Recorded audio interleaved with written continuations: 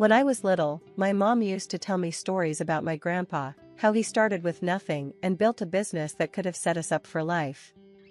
But we never saw a dime of it. I didn't really get why until I was older and could understand the mess about his will and all. "Eliza, your grandpa was a tough nut," my mom said one chilly evening. We were sitting at our small kitchen table, nursing cups of lukewarm tea. The heater was busted again, and the landlord wasn't too quick to fix anything. He believed only in money earned, not given. "Why did he cut us off then? Didn't he think you'd manage his money right?" I asked, trying to keep the bitterness out of my voice. Mom sighed, her eyes tracing the steam rising from her cup. "It wasn't about me managing it. He had this crazy idea. Made a will that only gave his fortune to someone who made it big on their own, $500,000 at least in their business. That's just cruel," I muttered. The idea seemed ludicrous, a game set by a man who loved his money more than his family. "It was his way or the highway," Mom continued. "When I argued with him, he practically disowned me. Said if I was any good, I'd earn my way without his help. The unfairness of it all gnawed at me. Here we were, scrimping and saving every dime, while someone out there was living it up on what should have been ours. Ever since I was a kid, I had a knack for spotting a chance to make a buck. I'd set up a lemonade stand at the local golf course on sweltering summer days. 50 cents a cup. I'd holler, waving to the thirsty golfers. They couldn't resist the pitch from a freckle-faced kid with a pitcher. "You sure know how to hustle, kiddo," an old golfer named Hank once told me, chuckling as he handed over his change. "Keep that up, and you'll be a tycoon one day." I grinned, pocketing the coins. "Just saving up for something big," I'd say, my mind always on the next big thing. And it wasn't just lemonade. I made homemade baubles and bracelets, stringing them together from beads I'd find at the dollar store. I sold them wherever I could, neighborhood block parties, school events, even at the front yard during garage sales. Trading wasn't just fun, it felt right, like I was meant to do it. "Eliza's got her own little business empire going," my mom would joke to her friends, but there was a hint of pride in her voice that made me stand a little taller. But it was the sewing that really caught on. When I managed to buy that old sewing machine from a garage sale, it was like all my Christmases had come at once. Teaching myself to sew wasn't easy. The machine was temperamental, and the tutorials online weren't always clear, especially when the internet connection flickered in and out. But I stuck with it. Soon, I was turning drab thrift store finds into trendy outfits. "Eliza, is that the same shirt you wore last week?" Sarah sneered one day as she caught me at my locker. "Looks different." "Yep, gave it a little makeover," I said casually, slamming my locker shut. "You should try it sometime, might improve your attitude." She scoffed and strutted away, but a couple of other girls lingered. "That was really cool what you did with your shirt. Could you do mine?" one of them asked, a shy smile playing on her lips. "Sure thing. Bring it tomorrow," I replied, my heart swelling with pride. Word got around, and soon I was taking custom orders. It wasn't just pocket money anymore, it was real business. People paid good money for uniqueness, and I was all too happy to provide.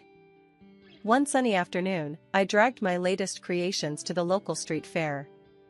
I set up a rickety table, laid out my garments, and waited, heart thumping with the thrill of it all. "You think people will buy these?" Mike, my friend, asked, eyeing the passers-by skeptically. "They'd be crazy not to," I shot back, confidence bubbling. And buy they did. My table was swarmed. I barely had time to collect the money and hand over the clothes. Amidst the chaos, a guy approached, his car keys jangling in his hand. "Hey, my car broke down a block from here. Saw your stall. This stuff yours?" he asked, nodding towards my makeshift display. "Yeah, all made by me. You need something to pass the time while waiting for a tow?" I joked, handing him a shirt. He laughed, a genuine, head-thrown-back kind of laugh. "Actually, I was wondering if you do men's stuff too." "Sure do," I replied, pulling out a few pieces I'd experimented with. He looked them over, then looked at me with a spark of interest. You've got talent. Ever think of making this a real business? Every day, I said, not missing a beat. His smile widened. I'm Jack, by the way.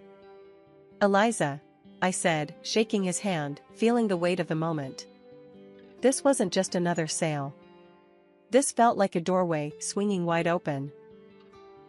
As the day wound down, I counted the cash, a sense of accomplishment washing over me. This was it. I was making it happen, one stitch at a time. Told you they'd love your stuff, Mike said as he helped me pack up. Yes, you were right, I admitted, unable to keep the grin off my face. Looks like I might just make that $500,000 mark after all. After Jack and I met at the fair, things kicked off faster than I expected. He wasn't like the guys I knew, he came from money, but he had a way of making you forget about that when you were with him. He had this laid-back vibe, always laughing, always making plans. We started seeing each other more, and it wasn't long before we were seriously dating. One day he said, Eliza, I think it's time you met my parents. The thought alone made my stomach churn. I knew his folks came from old money, the kind that looked down on people like me. Are you sure? I asked, my voice tense. I don't think they'll like me much. Jack laughed it off. They'll love you. Don't worry so much. The drive over to Jack's parents' house felt like the longest ride of my life. Jack kept talking about mundane stuff, probably trying to ease the tension, but my stomach was in knots. We turned into a long driveway, and there it was, a massive house that looked more like a museum than a home. We walked up to the grand entrance, and the door swung open before we could even knock. There stood Jack's mom, Mrs. Thompson, dressed impeccably in a way that made me feel underdressed instantly, despite my careful choice of outfit. Jack, darling, she exclaimed, pulling him into a hug, then turned to me with a polite smile that didn't reach her eyes. And you must be Eliza. We've heard so much about you. Her words sounded warm, but her tone was anything but. I forced a smile. Thank you for having me, Mrs. Thompson.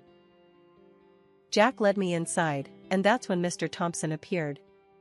He was a tall, stern-looking man with a firm handshake that felt more like a test than a greeting.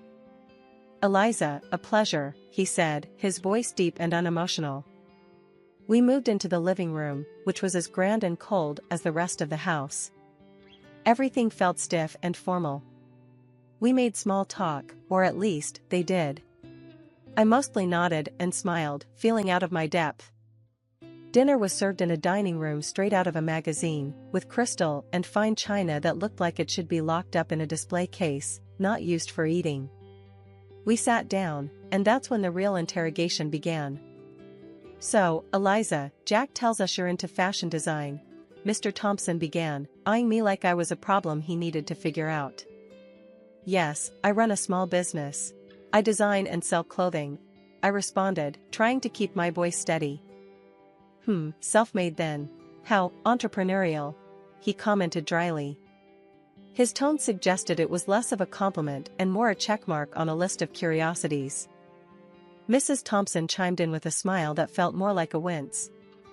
And your family, dear, what do they do? Well, it's just me and my mom. She's a nurse, I said, feeling the weight of each word. Oh, I see, Mrs. Thompson replied, exchanging a glance with her husband that I couldn't quite read. The conversation stumbled along until coffee was served, and then Mrs. Thompson's polite mask slipped. Eliza, I must be honest. We have certain hopes for Jack, and his partner's background is important to us. It's essential for maintaining the family's reputation and legacy. Finally, she put her fork down and said flatly, well, it's clear you've done quite a bit despite your background. But I don't think you're suitable for our son, I'm afraid. Her words hit like a slap. I sat there, stunned, as she got up from the table. I won't waste more time here, she declared and left the room without another word. Jack was quick to comfort me, his face flushed with embarrassment. Eliza, please, don't take it to heart. She's just, she's set in her ways. It was tough to swallow. The evening had turned into a stark display of where I stood with his family. Despite Jack's reassurances, the shadow of that dinner lingered, casting a long, cold shadow over what should have been a happy milestone. The engagement happened despite the frosty atmosphere at dinner that night at Jack's parents' house.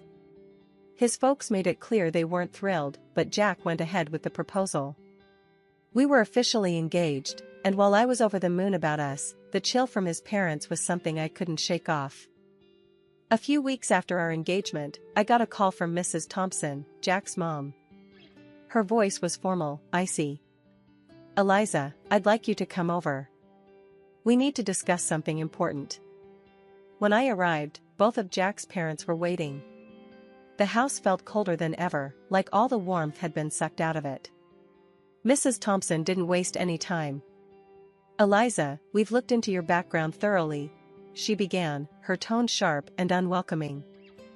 Mr. Thompson nodded, his face stern. "It's clear you come from a very different world than ours." His wife continued. "And frankly, we feel you're hunting for wealth, climbing through our son. But we won't allow our family fortune to be jeopardized."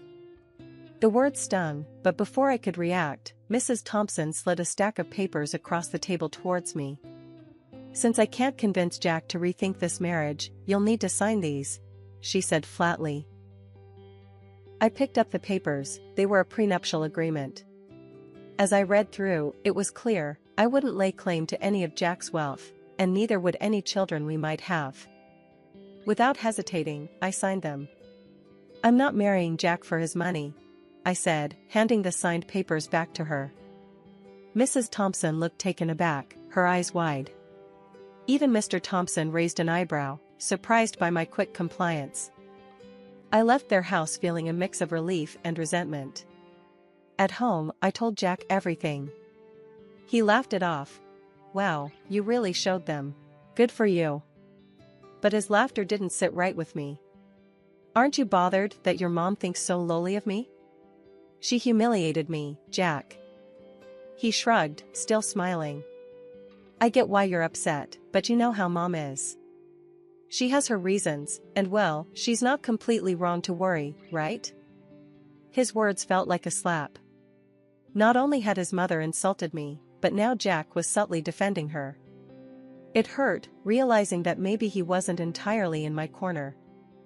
A year after our engagement, as the wedding drew closer, my life was a whirlwind of excitement and stress. My business, a sportswear brand I had started from scratch, was finally taking off. It was thrilling to see my designs being worn and loved. I had built a small capital, enough to expand and take on bigger challenges. As for the wedding, I wanted something simple, intimate. But Jack had other ideas. He dreamed of a lavish celebration. "Eliza, we're only doing this once. Let's make it big," he'd say with that grin that made it hard to argue. So, I agreed, and we planned a grand event. I found myself splitting the bill for a grand venue, exquisite catering, and a band that could keep our guests dancing all night. I managed to snag some deals, haggling discounts wherever I could. Old habits die hard. The wedding day was perfect, at least on the surface. Our guests seemed to have the time of their lives, and Jack and I couldn't stop smiling. We were floating, caught up in a bubble of joy. But not everyone was caught up in the festivity. Throughout the evening, I caught Jack's parents whispering, their faces pinched with disapproval. His mother, ever the social butterfly, floated around the room, dropping hints about her worries that I was after their family wealth. I overheard her telling a group of relatives, "It's all very extravagant, isn't it? I just hope she understands the value of money, not just spending it." Her voice was loud enough to carry, and her words stung more than I expected. After the wedding, things didn't settle down.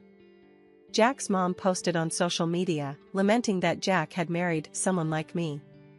She wrote about her fear of losing her son to a woman who, in her eyes, wasn't worthy. Reading those words hurt. I felt my throat tighten and my eyes burn, not just with sadness, but with frustration. I tried to talk to Jack about it. "Your mom's posts, they're really harsh.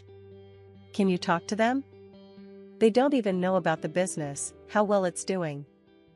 Jack sighed, his face troubled. Eliza, I know it's tough, but let's not rock the boat, okay? My parents, it's just how they are. But they think I'm some gold digger, Jack. They don't see that I don't need their money. He pulled me close, his voice soothing. I know. But let's just ignore it for now. They'll come around.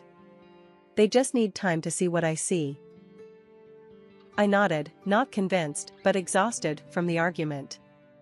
I agreed to let it go, not because I thought he was right, but because I was too tired to fight. It was easier to focus on my business, pouring my energy into something positive, something that was mine. Despite the personal turmoil, my business kept growing.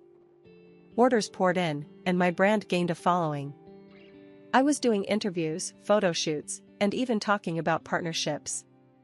My days were packed, and I thrived on the hustle. The evening of the charity dinner arrived, and it was held at a swanky hotel downtown.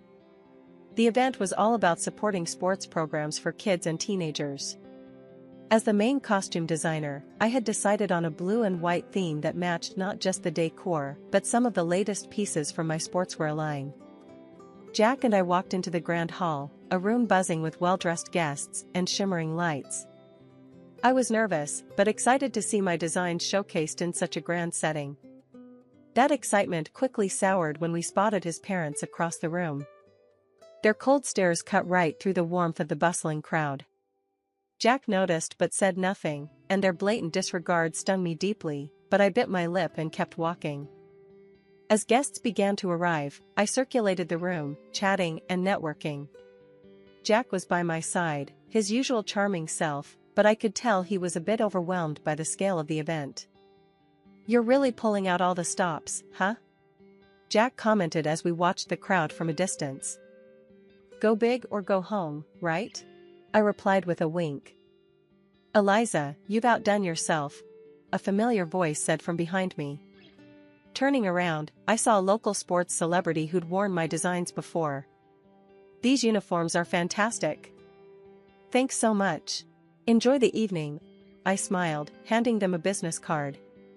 Let's catch up soon. The event was buzzing, the atmosphere electric with enthusiasm and goodwill. Then, the moment of truth arrived. The host took to the stage to thank the sponsors, and my heart raced as he started to speak. We hadn't been seated long when the evening's presenter took the stage to kick off the event. The atmosphere was lively, filled with applause and cheer until it came time to thank the sponsors. My heart raced with pride and anxiety as my name was announced as one of the main contributors. I'd like to extend a special thank you to Eliza, whose generous donation of over $300,000 made tonight possible. The presenter boomed through the microphone. The room erupted in applause, but it was abruptly pierced by a shriek from Mrs. Thompson, Jack's mother. Absolutely not, she screamed, drawing the room into a shocked silence. She demanded a microphone, and once it was handed to her, she didn't hesitate. This is preposterous. Eliza couldn't possibly afford this. She's nothing but a poor beggar using my son's money. She's a cunning predator, sneaking into our family to bankrupt us. Her words echoed through the hall, venomous and loud. The presenter, taken aback but composed, quickly tried to correct the situation. Mrs. Thompson, I assure you, you are mistaken. Eliza's company is extremely successful and fully capable of such generosity. I know this firsthand. The crowd murmured, the tension palpable. Then, in an unexpected move, the presenter passed the microphone to Jack, hoping for him to clear the air. Jack's face was a mix of embarrassment and conflict. He glanced at his parents, then at me, his voice barely a whisper as he spoke into the mic. I have nothing to say. And with that, he walked over to his parents, leaving me standing alone amidst a sea of whispers. The weight of the moment settled heavy on my shoulders. I felt exposed and humiliated, not just by the accusations, but by Jack's refusal to defend me, to affirm the truth about my success. The pride I had felt in my contribution was tarnished, overshadowed by the drama unfolding around me. Stepping into the spotlight, I approached the microphone, my heart pounding, but my resolve clear. Good evening, everyone. Thank you for being here tonight. I started, my voice steady, despite the tumult of emotions. Tonight, I'd like to share something very personal about my journey. The room fell silent, all attention on me. I started as a street entrepreneur, not just to make ends meet, but driven by a dream. That dream led to the creation of a sportswear brand that many of you know now. Pausing, I looked around, meeting the eyes of young athletes and seasoned businessmen alike. When my company's profits hit $500,000, I fulfilled a promise to a very special person, my grandfather. I continued, my voice growing stronger. He left a will stating that his inheritance would go to a relative who made their own success, reaching that exact figure in their business. Whispers filled the hall, and I took a moment to let that sink in. That inheritance has been used to fuel not just my personal growth, but to give back through charity, much like tonight's event. The crowd was listening, some nodding, as I unfolded more of my story. After the pandemic, my business didn't just survive, it thrived, growing several times over. Every challenge faced was a stepping stone. As I concluded, I stand before you, not just as a business owner, but as someone who believes in the power of perseverance and dedication. The room erupted into applause, some guests standing in ovation. I scanned the crowd, seeing faces light up with respect and admiration, but my eyes briefly caught Jack's parents. Their expressions, once haughty, now showed disbelief and embarrassment. They quietly exited the hotel. Jack, looking equally shaken, tried to approach me, muttering an apology. Eliza, I just shook my head and walked past him, my emotions a mix of triumph and heartache. I needed space, not just from the evening's drama, but from everything. I decided to stay at the hotel that night, alone with my thoughts. Later, as I sat in the quiet of my hotel room, my phone rang. It was Mom. Her voice was thick with emotion. Honey, I saw everything. I just want you to know how proud I am. To see you stand up there, telling your story, reclaiming your truth, you're everything I hoped you'd be. After spending a night at the hotel, to clear my head, I returned home. The place felt different, heavier somehow, as if the walls themselves held the tension from the last few months. Jack was there, waiting. As soon as he saw me, he tried to apologize again. Eliza, I'm so sorry about everything. Can we just forget all this and start over? He pleaded, his voice desperate. I shook my head, the decision heavy on my heart, but clear in my mind. Jack, I can't. I don't want to be with someone who can't stand up for me, who sides with his parents over his wife. It's not just about last night. This has been building for a long time. His face fell, and he reached out, but I stepped back. I'm filing for divorce, I said firmly. I didn't wait for his response. I gathered a few essentials and left for my mother's house, the one I recently bought with the inheritance from my grandfather. It felt like a sanctuary after the storm I'd walked through. The divorce proceedings were straightforward. Thanks to the prenup we had signed, and with no children to consider, it was over quickly. During that time, Jack's parents tried to intervene. They called repeatedly, trying to patch things up, not for my sake, but because their son's lifestyle had changed now that I was out of the picture. I blocked their numbers. It wasn't just to silence the constant ringing, but to cut off a past that was holding me back. Through friends, I heard Jack started drinking, lost his job, and eventually, his parents disowned him, not wanting to tarnish their reputation with his downward spiral. I felt a pang of sorrow for him. Despite everything, I never wished him ill. But I knew I needed to move on. I couldn't dwell on what had been, only on what could be. Living at my mom's place gave me the peace I needed to think about my next steps. The business was still thriving, and I poured more of myself into it, not just to distract from the divorce, but to rebuild stronger foundations for my future. One evening, sitting in the garden my mom and I had started together, she turned to me, a soft smile on her face. You did the right thing, Eliza. It's tough, but you're tougher. And I'm here, always. Thanks, Mom. I know. It's just a lot to process, I replied, feeling the weight of her support. As long as you remember that you're not just surviving, you're building, learning, and growing. That's what matters, she said, squeezing my hand. She was right. The end of my marriage wasn't just an ending. It was a gateway to a new chapter. One where I could make decisions without second-guessing if someone had my back. One where I could stand on my own, not just as a successful businesswoman, but as a person reshaped by her experiences.